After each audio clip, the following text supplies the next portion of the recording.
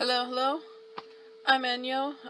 You might know the name from MMO Minds. If you don't, then that's cool.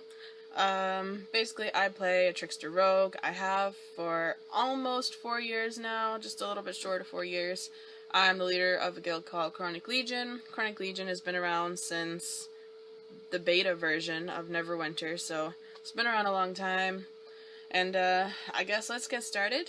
This is basically going to be visual and an audio run through of what's already posted on MMO Minds. So if you're the kind of person that would prefer to watch and listen than to read and, think about it, then I guess this is for you. MMO Minds is going to have a few things that aren't going to be mentioned in here. Mostly just unimportant stuff, but I'm still going to try and be just as thorough as I am on MMO Minds. So anyways, let's get started with my stats. So I've got, this is with bonding runestones. As you can see, my companion's currently attacking. So bondings are up. So basically, my power is at 55k, crit is at 23k, recovery is at 11.5k. Right now, these are the 3 stats that I guess I'm working on or focusing on the most. Crit is recent. I'm still playing with it, testing it. I might go back to low crit, I don't know. But so far, the high crit seems to be working out pretty well, so we'll leave it at that.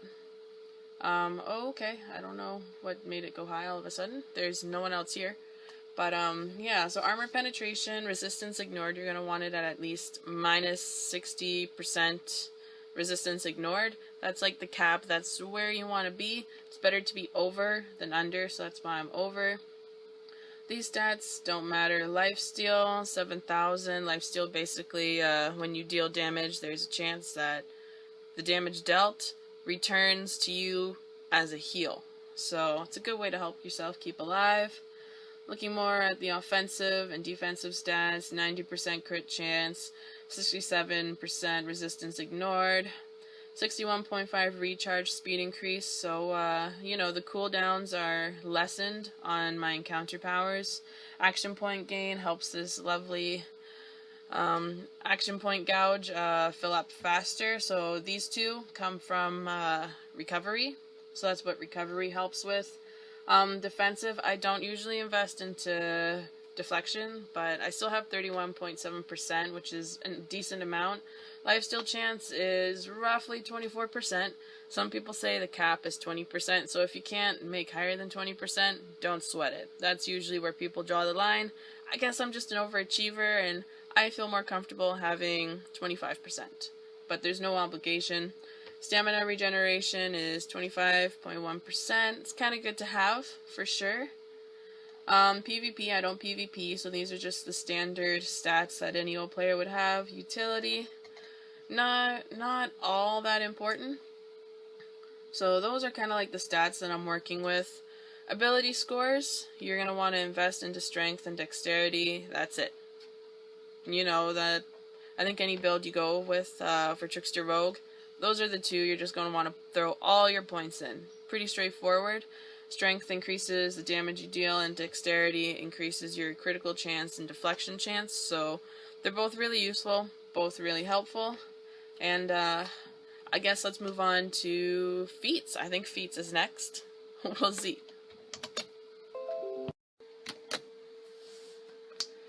Alright, let's get the ball rolling.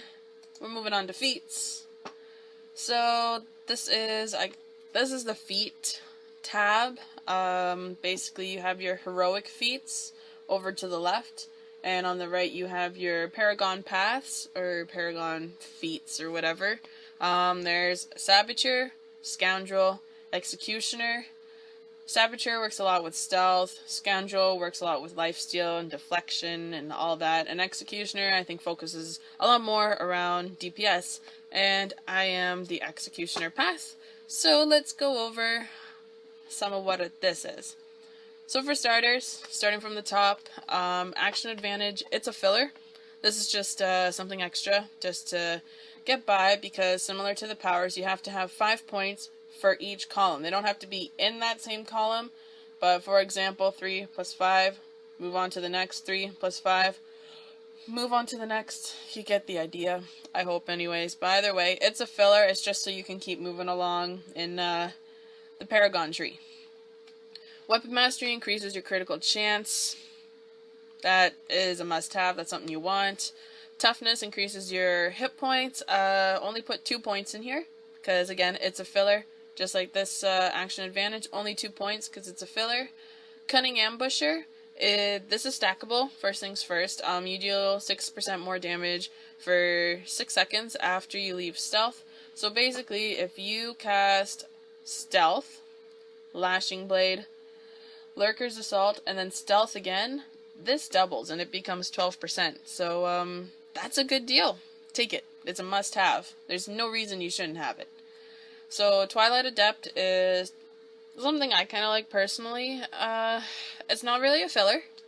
For me, I actually do use this a lot in combat. Sometimes I will literally just dodge roll to fill my stealth meter, because basically what this does is when you dodge roll, you fill 4% of your stealth meter, or if you put 5 points into it, you restore 10% of your stealth meter, which is a lot. So I like to have that one. Endless Assault, your encounter powers deal 6% more damage. I think that one speaks for itself. Same with Scoundrel Training, your at-will powers deal 9% more damage to foes not targeting you. This is great for raids and dungeons where you have a tank and you have a devoted cleric and you have other players that create a lot more, that generate a lot more threat than Trickster Rogues do, because Trickster Rogues don't really generate much threat. They're probably the lowest on, you know, threat generation amongst all the classes, I think anyways. They're either the lowest or like the very, very close to being the lowest. So if you're in a raid, like a party or anything, this is perfect because your at-wills are automatically dealing 9% more damage, so take it. Disciple of Strength, this increases the amount of bonus damage Strength gives you by 6%. If you're wondering what Strength is, because I did when I first started playing and reading this, and I was like, what? What's Strength? That is your ability scores that we pretty much just went over.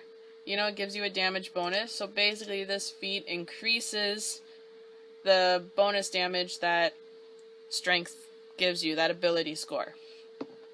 Starting from the top, I have Saboteur. Just one in Saboteur, which is Shady Preparations.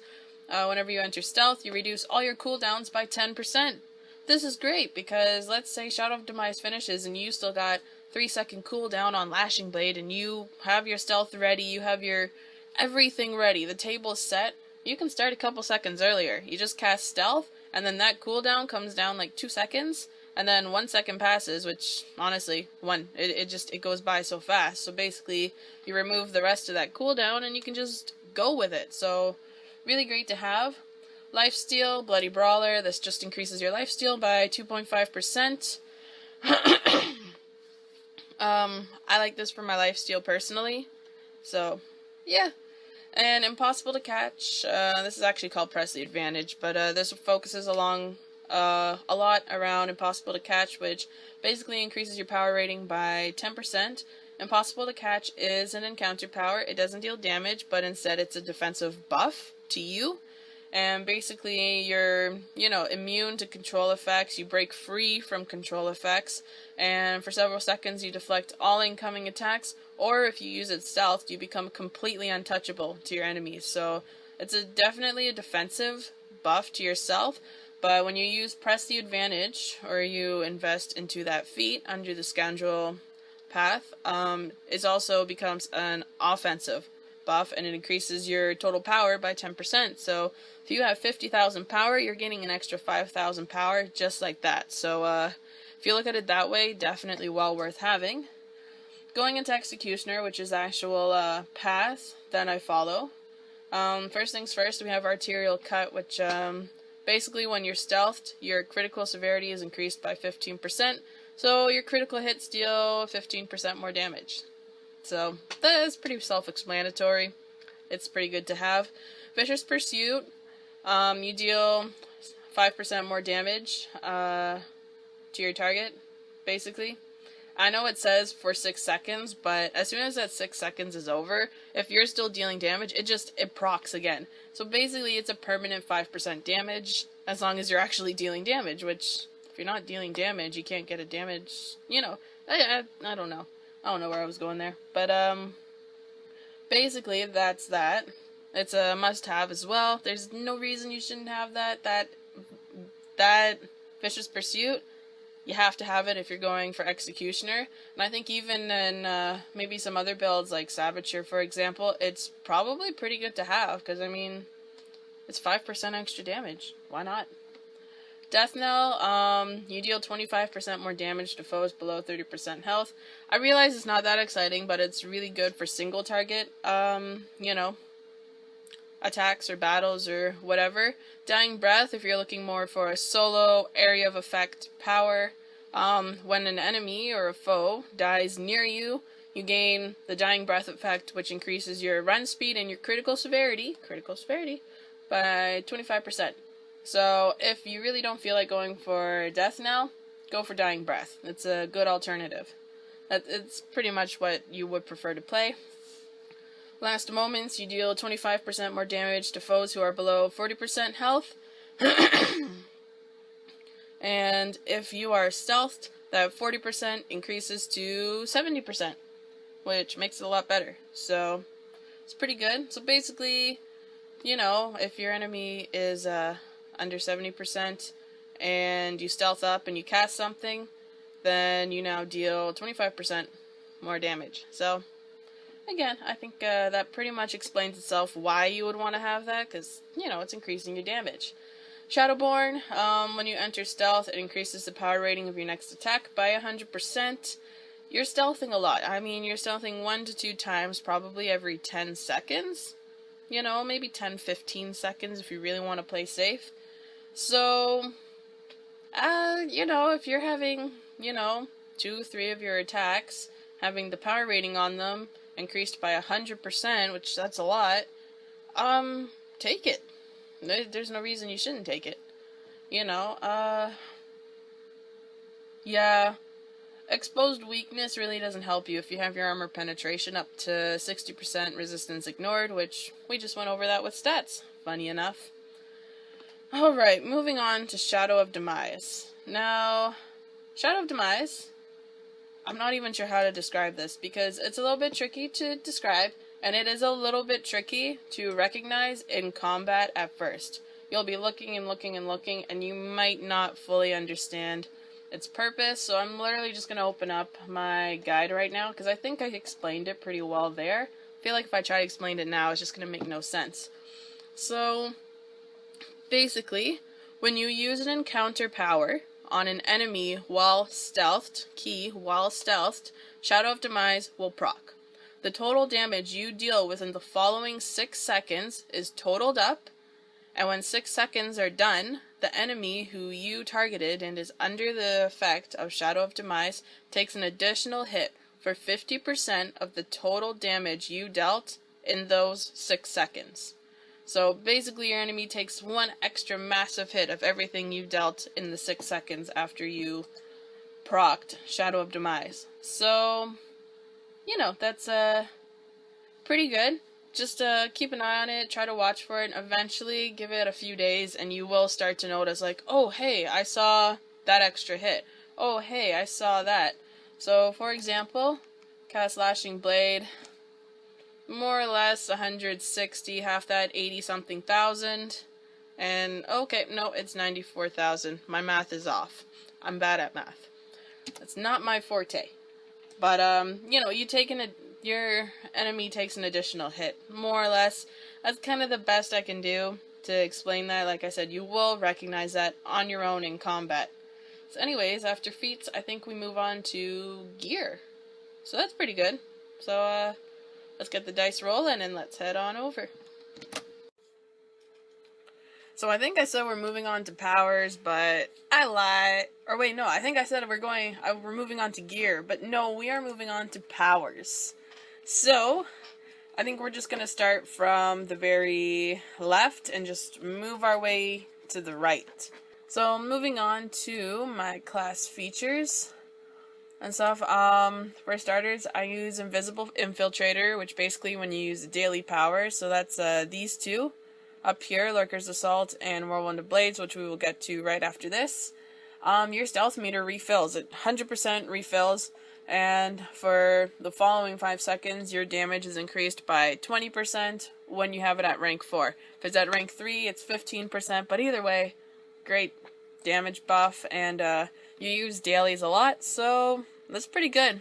The other one I use is Skillful Infiltrator, which increases at rank 4, increases your run speed by 20%, and your deflection chance and critical chance by 4% at rank 4. At rank 3, it's only 3%, but you know what? It's still good. Really good to have.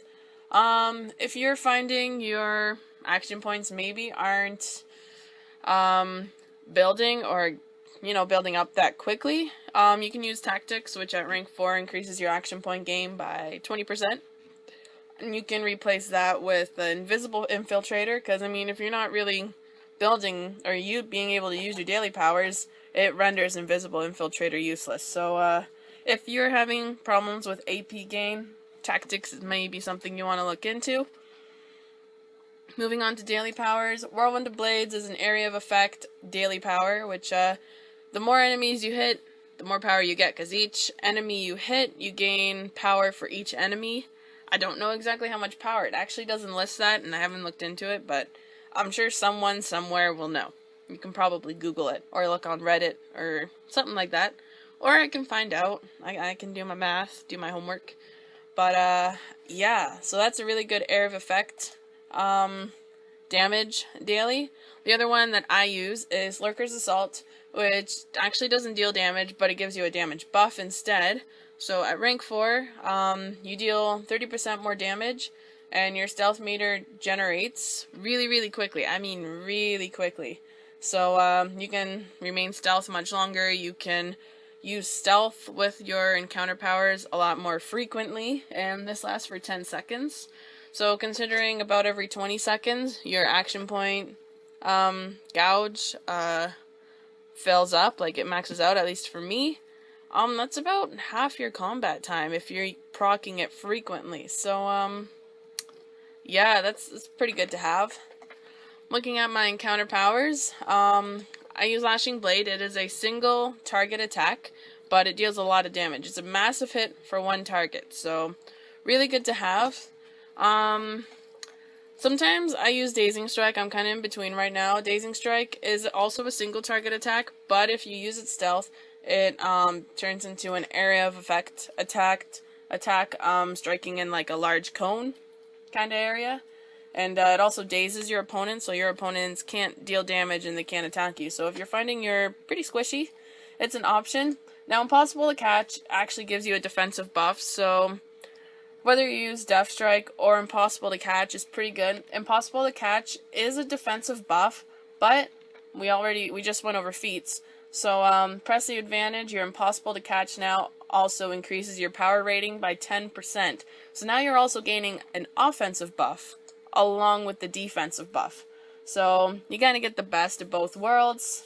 And yeah, if you use a stealth, you become completely untouchable to your enemies, you dodge their attacks, and you gain an additional 50% damage resistance. That's a lot. And if you don't use it stealth, you break free from most control effects, not all. Doesn't work in Valindras and Malabogs. I'm sorry, I already tried that. And also for several seconds, you deflect all incoming attacks and you're immune to any further control effects. So it's pretty good to have. And last but not least, I always use Smoke Bomb. Some people don't, but basically it's another large area of effect power. It deals a lot of damage, and also any opponents caught in your Smoke Bomb, they're dazed, so they can't attack you. They can't do anything. They just sit there like sitting ducks, and you kill them off. So that's usually what I do. I usually start off the combat stealth, Smoke Bomb, and I just go from there because they're all really vulnerable. They're sitting ducks. So, yeah, I personally really like it. And then moving on to my at-wills, I use Sly Flourish. It casts quickly, which is nice. And, yeah, it deals decent damage. It's an at-will, so obviously it's not going to be like an encounter power or anything crazy like that. And there's 3 strikes in the combination, and if you complete this combination, like the 3 strikes, you apply the debuff called Broken Armor, and basically your target takes 5% more damage from all sources. It takes 5% more damage from everything, so pretty good. And last but not least is Duelist's Fury, which there's 2 initial slashes, and then there's a huge series of several slashes really quick. And it does take a couple seconds. Those couple seconds you can't dodge or anything, so you want to make sure you're not in harm's way, like you're not going to get one-shotted or anything while you're in the middle of casting it. You want to make sure you have time to finish that whole combination. Also has a chance to add a bleed effect, which stacks up to 10 times. That bleed effect actually does deal a pretty decent amount of extra damage, so yeah, so it's another one you pretty much want to use. More for single target, large bosses where it might take a while to kill them off, whereas Sly Flourish, more or less on maybe smaller enemies that, 1-2 strikes and it's dead, where you don't need Duelist Fury to kill them off. So, yeah, I think that pretty much covers my powers. If you want to see a whole tree of all the powers I have and where my points are invested, MMO Minds, I do have a whole screenshot and a whole list of everything. It's kind of hard to show you on here, but yeah, so now we can move on to gear. Alright, let's move on to Boons. Hopefully it works this time. I've, no joke, recorded or repeated whatever this 3 times now, and I don't know, it's just going all pixelated, so fingers crossed, let's hope it works.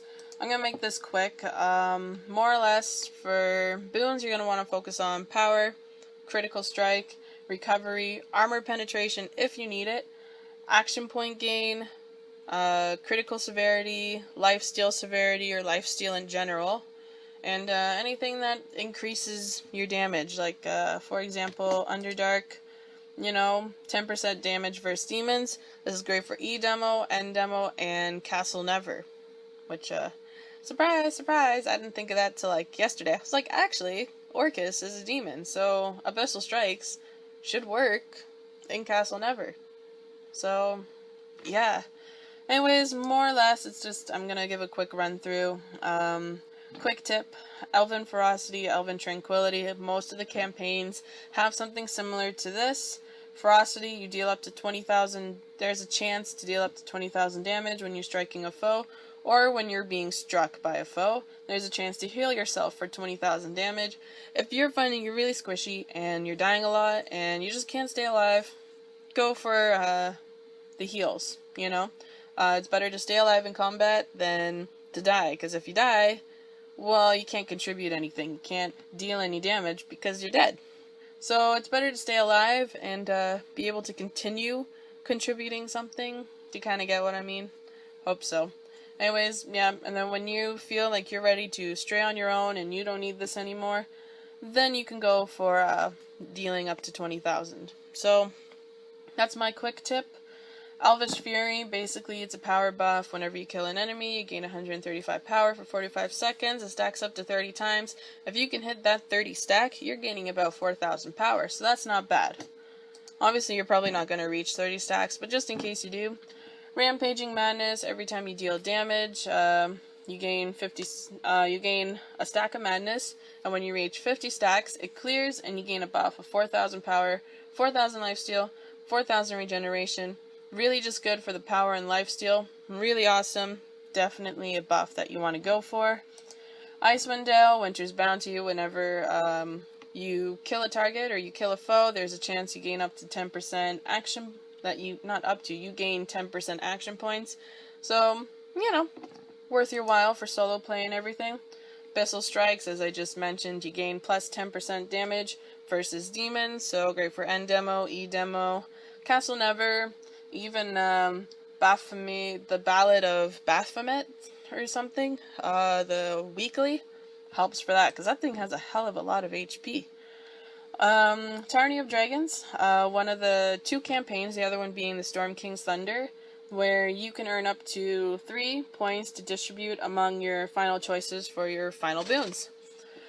Basically, I've thrown 1 point into Dragon's Fury, giving me 5% critical severity, and 1 point into Dragon's Thirst, which grants 3% increased lifesteal. If I had my 3rd point, which I'm really lazy and I haven't done, I would invest it into Dragon's Fury. So, yeah, I have enough lifesteal, so critical severity seems like the better option. Guild Stronghold, I can't really tell you because this all depends on your guild and how far advanced your guild is into their stronghold. So look at your guild page, see what it has to offer, and if you're not sure, maybe ask your guild leader and they can tell you what boons they have and how much each boon gives. So that's my only suggestion. Maze Engine, what I was just saying, Baphomet's Might. Basically, when you strike a foe, you have a chance to gain 2,000 critical strike for 6 seconds. Just a chance, but still worth it. No, that's not the weekly quest, but Baphomet, if I'm even pronouncing that right, more or less is what you're after. Gale of Retribution, you have a chance to heal up to 24,000 HP over a few seconds, and when that's done, you gain 1,000 critical strike.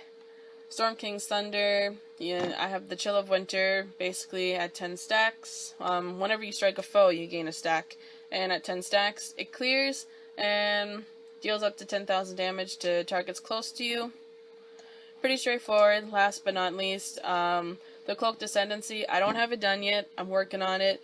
But I'm going to have the Aura of Hope, Fiery Frenzy, Soothing Zephyr. This is going to be your call. Do you need lifesteal more, which would be the Fey Briars? Or do you need recovery more? There's no wrong answer on this. You make the call on what you think you need more for your TR. Vision of Beyond. When you land a critical strike, your stamina regenerates 10% faster for 10 seconds. As a TR, you're landing a lot of critical strikes. Personally, I feel like, from my experience, of playing Neverwinter so far, which has been a few years now, like Vicious Pursuit is always up as long as you're always dealing damage. I think it's going to be the same as Vision of Beyond. You're always dealing damage. As a TR, you're always dealing crits. I feel like Vision of Beyond is something that's always going to be up. It's not going to be really 10 seconds. It's going to be 10 seconds and then it's going to proc again. 10 seconds and proc again. Just like that. So that's what I think. I tried to make that really quick because if you want screenshots, just check out MMO Minds. And my guide is on there, and they will just have standstill screenshots that you can literally just copy off of. Again, just read, take a second and read what everything has to offer. Yeah, so let's move on to companions. I don't know if I've ever talked so much in my life. Normally I'm pretty quiet. I'm pretty, keep to myself. I'm what you call an introvert, I think. But anyways, let's take a look at my gear. I got 3 Dragonflight pieces. I have 3 just so I can complete the set. So you'll see 3 of set, equip, 500 power. That's what I'm after there. The Dragonflight gear comes from the Dragonflight raid that happens in the Stronghold. You can either do that with your alliance or your guild. However, one prefers to do it. For my armor, I have the Life Silk Spinneret. This gives power and recovery. It comes from the Epic Temple of the Spider dungeon. You need 2,000 item level to run that. You probably want a good tank, and yeah, probably just a good tank is what you're after. You will need a healer too, unless you have like some really awesome players, because there's some out there. But that's what I'd recommend. It's pretty easy to drop. It doesn't give you too many troubles. Might have to do 4 or 5 runs, but it drops fairly easy from what I've heard from my guild members anyways. Aboleth Daggers, they're new to the game. They came out with Module 11, Cloaked Ascendancy Campaign, River District. Probably best in game apart from Shadewalkers. If you're more into solo play and doing your quests solo and your campaigns solo, go for Aboleth, because Shadewalkers, you have to run a skirmish that requires 10 people. And you have to run it several times. I mean several times. So, probably Aboleth would be the better choice. That's why I went for it, because like I said, I'm a little bit of an introvert, and I'm not a big fan of that kind of thing. So, moving on, Greater Imperial Dragon Cloak. I don't have an artifact set because I just found, you know, being able to pick and choose specific base stats and extra stats like the dexterity that the belt gives, which we'll get to in a minute. I found that to be a lot more beneficial than, you know, taking stats I don't need just for an artifact set bonus that really doesn't amount to much anyways. So this is what I'm suggesting, this is what I'm working with. So yeah, anyways, the Dragon Cloak gives 4% action points every 3 seconds while in combat, power, crit, recovery, 3 of the most important stats that I work on. The Twined Rope of Dexterity gives +4 dex. As we talked about earlier, dexterity helps with your critical and deflection chance, so that's why I wanted it. It also gives power, crit, armor penetration. I actually did need that armor penetration, so that's why I have it. For rings, I have Rose Gold Raid and Restoration. The Raid gives crit and recovery, and the Restoration gives power and recovery. These can be crafted through Mastercraft, or you can buy them off the auction house. Both have 1 offense, 1 defense slot, so they're double slotted, they're good. I prefer actual base stats than, you know, the +4, +5 rings that, you know, they have a cooldown, like, oh, you get 4,000 power for 10 seconds, once every 30 seconds. Like, I don't know, I don't like the idea of that. On top of it, you have the shirt and the pants, Gemmed Exquisite Elemental Tunic and Pants. They're pretty much the best you're gonna get at the moment. Don't add a lot to your stats, but they do help, so definitely those are something to consider.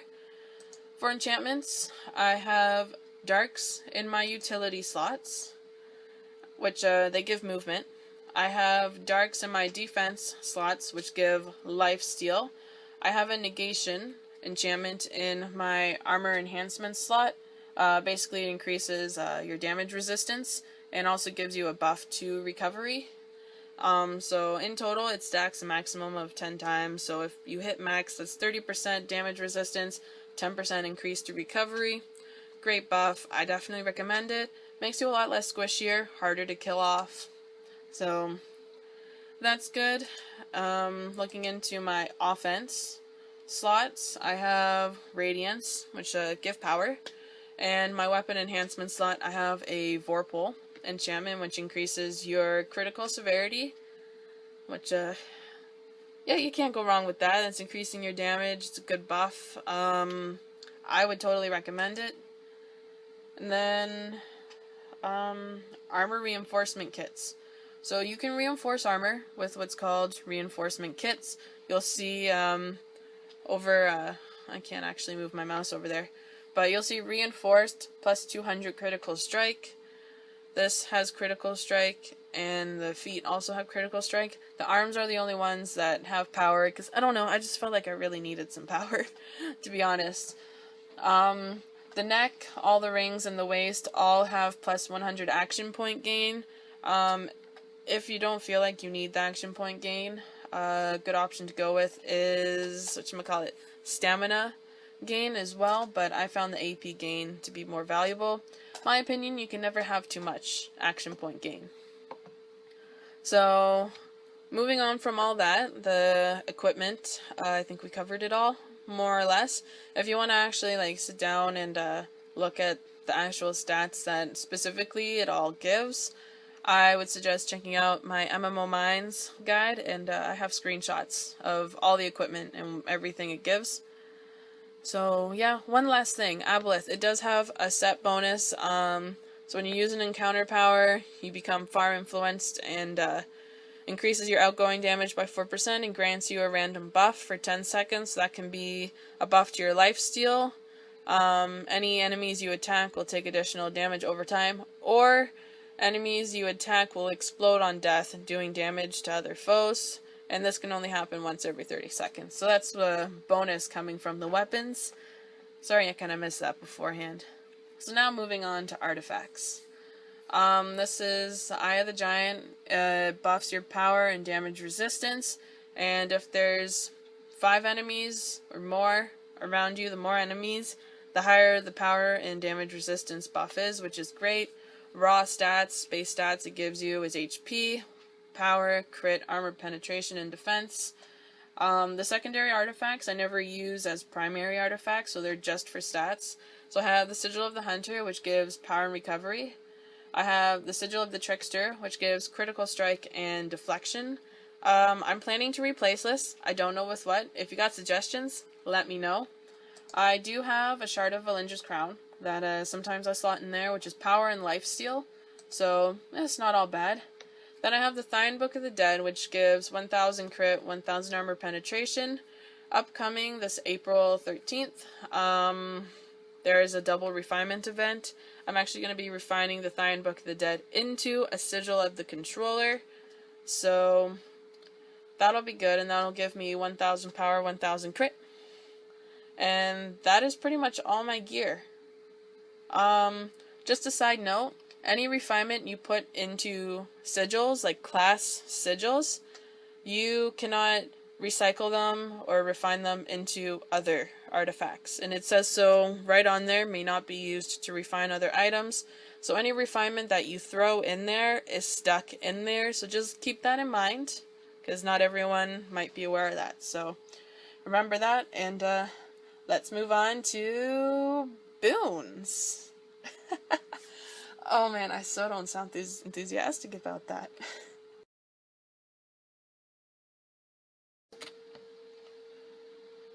Alright, so we're here to do companions now. Basically this is my air Archon. Some people say it differently. Basically, I'm going to go over the active bonuses first, and then I'll go more into the main campaign. So, active bonuses, basically, targets not at full health receive, well, basically you deal 5% more damage to targets not at full health, is a better way to put it. Each additional active Archon increases this bonus by 0.5%. So I have two extra Archons, so that's an extra 1%. So this is actually 6% to, when against targets not at full health. So that's basically, since the first time you hit them and they go from, even if it's 99.9% health, they're not at full health. So, pretty good buff. Then I have the Earth Archon, which, same deal, each additional active Archon increases this by 0.5%, so that's an extra 1%, because I have two others. So basically this increases your damage against targets by 7% when you, yourself, are at full health. So really good for raids and dungeons where there's a tank and there's a healer and you're probably not taking aggro and you're not taking damage and you're just DPSing away through the dungeon and not, just chilling at your full health. So that's really good for that. The Fire Archon, this increases your damage by 7% to targets with less than 50% health. Now, to be honest, I've never looked into this, but unlike the others, where the others say each additional active Archon, it doesn't say that. So I think that 7% is just a standard 7%. It's not going to increase. And I've always wondered that myself. If anyone has a for certain answer, like they know 100%, please let me know, because I'd be very curious about that. So that's basically what the Fire Archon does. Moving out of the Archons, next is the Sage Master. This increases your overall damage by 4%, and if you're on the Stronghold map, that doubles and becomes 8%. So really good for dragonflights or big heroic encounters or anything like that. Last but not least is the Errands of Belial, which just gives a straight up stat bonus of plus 10% critical severity. Note it's not plus 10 critical severity, plus 10%. I don't know how that works, but yeah, it's either way, it's a pretty good active bonus to have. You'll notice a lot of DPS players have it because a lot of DPS players focus on crit. So that's a good one to have. So those are the active companions.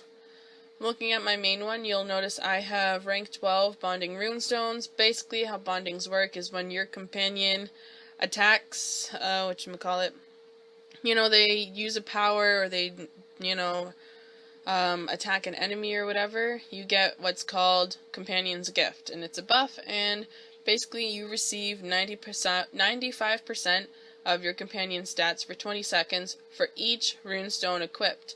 So you triple 95%, well that's almost 100%, so 100 times 3, that's almost 300%. It's actually 285% of your stats if you want to be specific. But yeah, so looking at the stats of my companion, I have a little bit of lifesteal, I have some recovery, some armor penetration, more crit than the other 3, and most of all, a lot of power. So that's good. That's what my bondings are gonna give me. Looking at the equipment, I have a Ring of the Loyal Commander, which, a heads up, the Loyal gear is no longer obtainable in the game. It came from the Sword Coast Adventures, which has been removed from, I guess you say, the game, even though it wasn't really part of the game. It kind of was. Hard to explain. But either way, it is no longer. So this gear is not obtainable anymore, but if you're looking to get some good, epic, 2-slotted companion gear, there's always the Adorable gear, which you can just hop onto the auction house and hit that and just type in Adorable, it'll come up. Or you can run the Illusionist's Gambit skirmish, and that will offer you some pretty good gear. Sometimes you might get some crappy gear, but there's a chance that you will get some good gear. So looking at the Loyal Commander, Commander gives power and recovery quite a bit too, which is nice.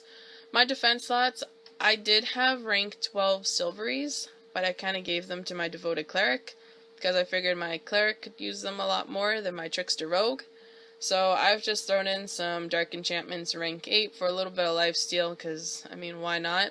My offense slots, I do have some brutal enchantments, and I will be upgrading these to 12 on the next double RP.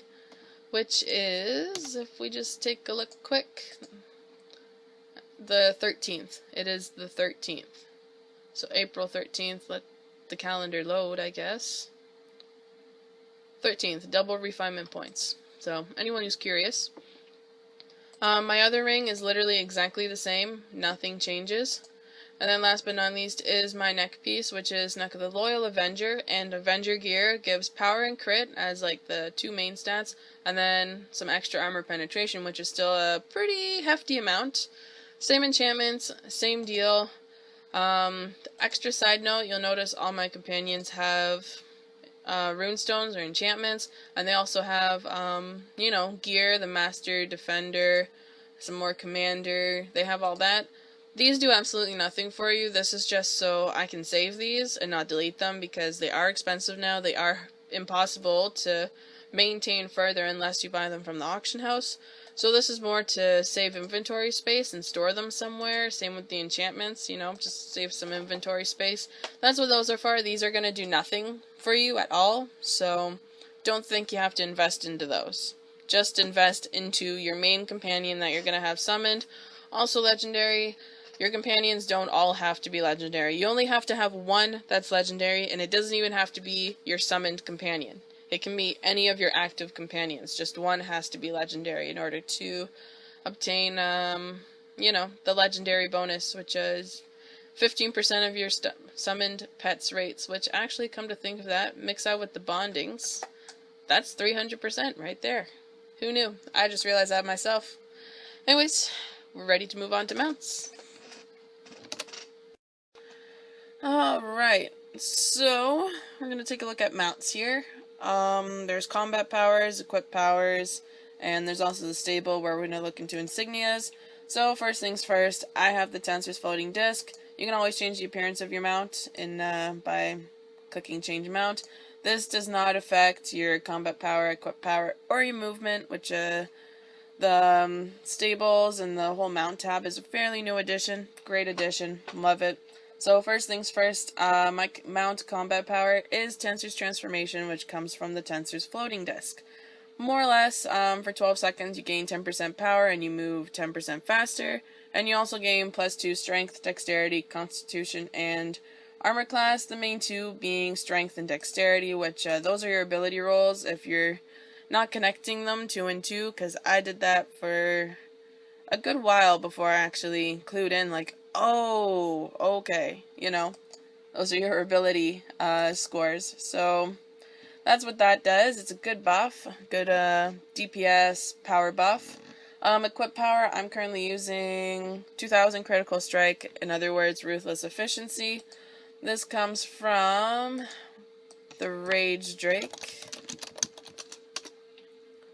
which gives plus 2000. If you want to go all out, the Imperial Rage Drake gives 4000 critical strike, which is pretty cool.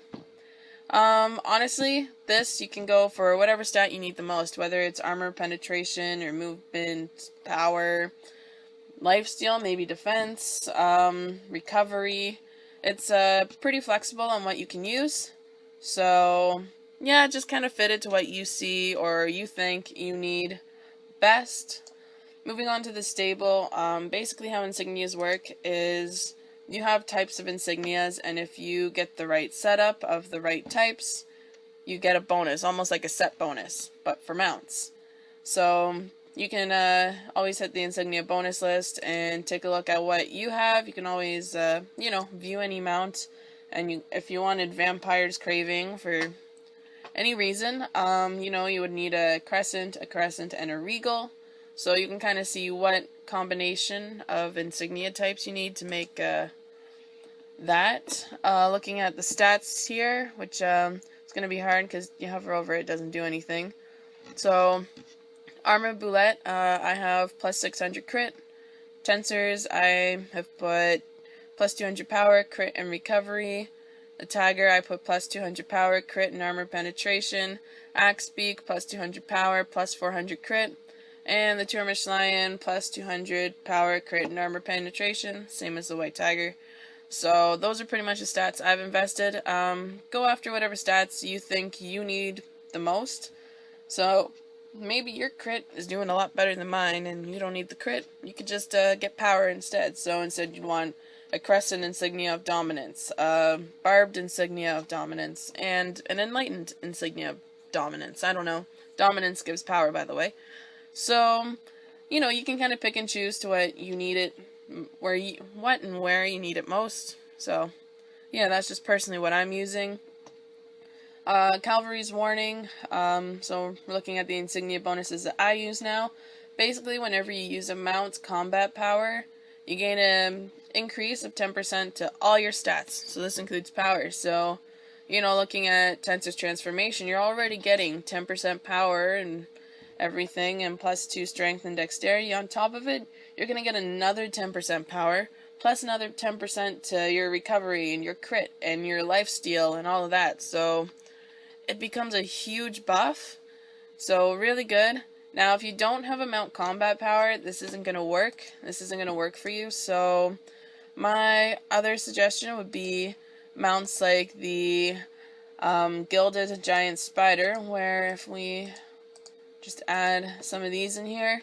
Wanderer's Fortune, really good for having. Gives you, basically you have a 4% chance after killing a foe to find a refining stone at your feet. It's honestly a little bit more than 4% chance because it gives you a heck of a lot of refinement points. So, pretty good option to go with, for sure. Moving down, Assassin's Covenant, basically you lose 10% of your defensive stats, being defense, deflection, and lifesteal, but you gain the combination of those lost stats as power. So, okay, yeah, you get more like a debuff to your power, deflection, and lifesteal, but it all adds up to give a buff to your power. So, I go for it, I recommend it, works well. Protector's Camaraderie. Whenever your summoned companion attacks, like mine is now, you gain 3% of your power and defense for 10 seconds, and this stacks up to 4 times. 3 times 4 equals 12, so basically, it always stays up in combat. You can see it up here. It is just, the timer never really goes down past maybe 6 seconds. It just is always, it's always up. So, 12% constant power buff. Yeah, I'll take it.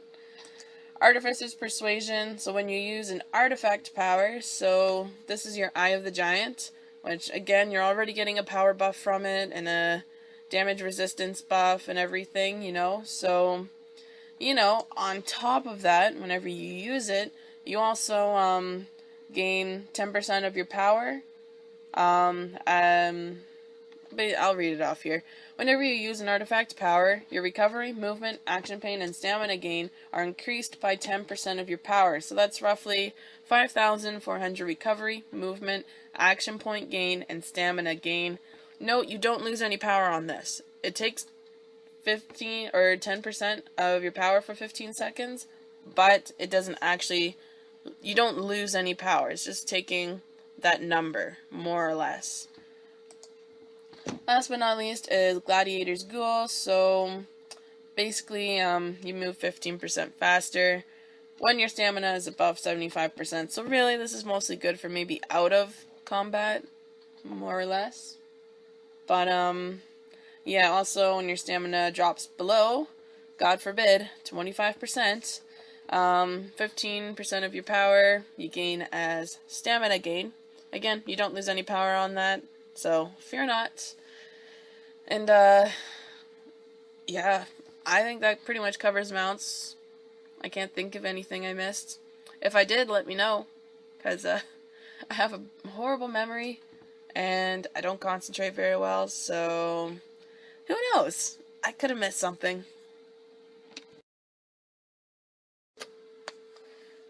Alright, so I figured I would do my outro here in the Whispering Caverns, the Upper Vaults, Laboratory. I don't know how to get more specific than that, but I always like sitting up here. It's a nice spot to check out. So, yeah, anyways, basically that concludes everything. Overview, I went over ability scores, my stats, my gear, the powers I use, the feats I use. I briefly went over Boons. Remember, if you're looking for, again, more like just a standstill, like a screenshot that you can just kind of copy off of. MMO Mines is pretty much the place for that. MMO Mines might also have a few details that I may have forgotten or left out, so I apologize for that, but don't forget to just briefly look over that, skim it through as well, because maybe I did forget something. We went over companions, and we also went over mounts and insignia bonuses. So pretty much that covered everything. Yeah, if you have questions, you can always message me in game. You can find me at Yopuko, I guess that's how you say it. I should know how to say my own account name, but I don't. So yeah, anyways, you can find me there. Just look up my account name, because sometimes I'm on alts. You can also leave comments on YouTube or comments on MMO Mines. I try to check those on a daily basis. Sometimes I go a few days. Yeah, I'm a slacker, I know. But, yeah, I think that is pretty much it. I don't really know what else to, tell you, so I guess I'm just gonna say ciao for now, and, hope this video helped. Ciao!